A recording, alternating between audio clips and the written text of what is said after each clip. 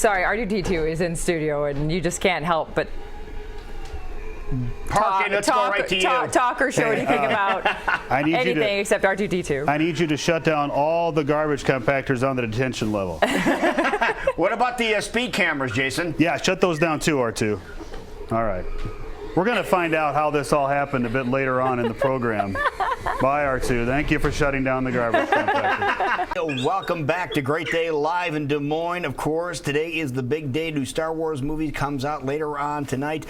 And look who is paying us a visit. Jason Parkin, you have to be on cloud nine. I mean, this thing is spot on, isn't it? It's fantastic. And we're joined by a guy I met at the Maker Faire last fall. Oh, that's right, At the Science Center. Yep. Jason Cross had R2 there and was talking to the kids and everything. And I said, man, you've got to come on the show and you've got to come on the premiere day on the 17th. And this is not an easy task moving this around, is it, Jason? It's very heavy. It's about 150 pounds. And wow. It takes me and another person lifting it out of the car, putting it back in. It's, All right, Jason, let's get caught up as to a little bit about your history before we talk more about R2-D2. Tell everybody where you're from and what company you are with. I'm from Indianola. I have a company, Nolasoft, website design, software design company.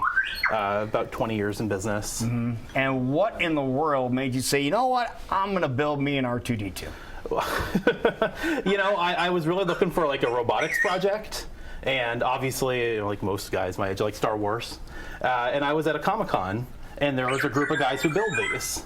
And they're like, hey, we have a club called the R2 Builders Club. No way. I mean, of course there is, but no way. Yeah, right, exactly.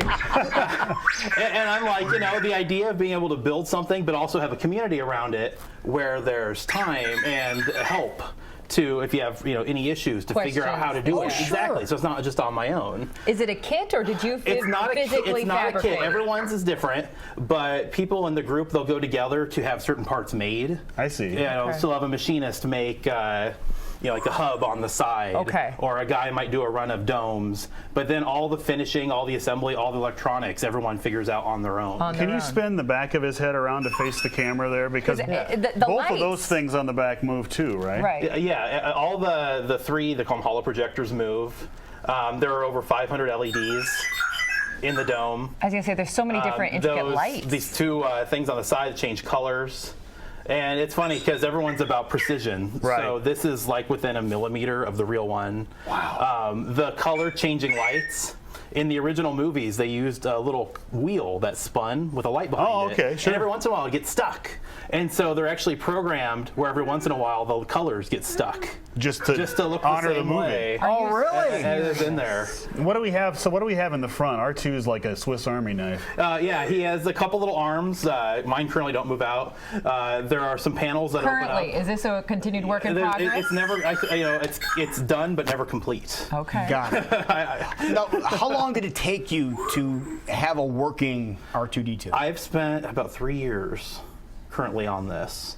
You know, each year it gets a little bit further along. Finally, you know, done a few months ago. Are any of these parts something you could buy at the hardware store, or are they all kind of specially made? Well, all the screws and nuts. That's about it? That's about it. A lot of like glue where certain parts are. But everything else is custom custom fabricated? Yeah, everything else is based on. Like the dome The isn't original a dome from something else that's No. created just for this? No, because machine? they, you know, for a while, I guess at one point there was some sort of round bird feeder that was really? kind of the right shape but then they stopped making it. You know, the little the holo projectors, little movie things on the head. Those were these type of like desk lights that were made in England in the 70s. Oh, funny. And they don't make them anymore, so the recreations of them. So is this all, is it aluminum or steel? So mine's like a hybrid. So the dome on mine's actually styrene plastic. Okay. That has been painted and then rub and buffed with this aluminum stuff to make it look aluminum. The body is all aluminum. The feet are steel.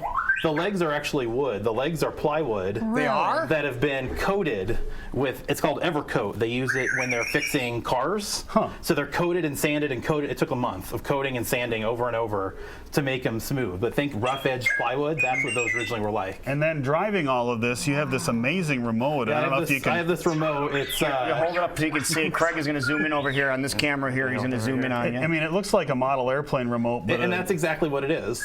So it's a model airplane remote that's been modified. And you're using with your phone. Yeah, it's an app that controls all the sounds and the actions for him. You know, this controls his body, this controls the dome, this will move, I can set it where the front little thing moves.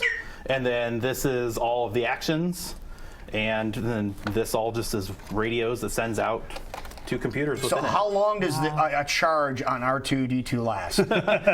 Well, it's funny because when I first had him at the Science Center the first 2 years, it lasted about 30 minutes, which was not ideal. And so I put a new battery in him a few months ago, and I actually use now a marine battery, which is what you have in a boat that can run, you know, a Deeper cycle, yeah. Yeah, it's a deep cycle marine battery. It's about 50 pounds, just the battery. And I've had him out only one other time so far since that battery. But it was another thing at the Science Center. Ran 3 hours, only used about 20% of the battery. That's good. So hopefully now. Do you it's have a all trickle day. charger to keep it maintained? or- Yeah, yep, I do. So he pretty much stays now in the garage plugged in. Yep. Yeah, I like to make jokes about, you know, my astromech in the garage and a car. So besides Great Day, is R2-D2 doing any special appearances today? With Yeah, this being a very special day for Star Wars We'll be fans? at Flicks tonight. We're going to be at Flicks this evening before the premiere, along with, I think they have stormtroopers from the 501st, a guy who built a booth that looks like the cantina, where you can pretend you're shooting Greedo, so you can say whether you shot first or whether he did. Yeah, and so it should be a nice event out there. Oh, this is going to be a Right. lot of fun. And Well, I thank you so much for getting up early and hauling this heavy thing in here. But I thought on a day like this, folks would be interested in I this was gonna and say, get a it's kick out of perfect. it. have him go back and forth across the front here. Of course. It's great. This is absolutely awesome. So, you know, we always say, folks, you never know what you're going to see on Great Day. Here's proof right here. No question about it. That is so neat that on the premiere of the new Star Wars movie, R2-D2, and his servant, Jason, make an appearance on the Great Day show. Thank you so much for Yes, coming over thank here. you. No, thank you. This is so awesome. And there's your. Here's your website. Now, what right there. type of things do you build at your website? So we build websites for companies, local, national. It all just depends on the project. It has apps up there, too. So. Yeah, we've done some apps over the years. So yeah, And it's called NOLA Soft. NOLA Soft. And so if anyone has a project or a need, we try to specialize in really understanding their need and then building out for it. Man, you're right here local, too. Yes, yep. Right down in Indianola? Indianola, but a lot of people in Des Moines. Okay, awesome. Wonderful. Thank you so Thank much, you Jason. very Thanks for much. being here. Appreciate it. R2, thanks, man. Thanks for coming over, buddy. Appreciate it. All right, now, R2, say we'll be right back after this. Okay, if you could. Very good. That's awesome.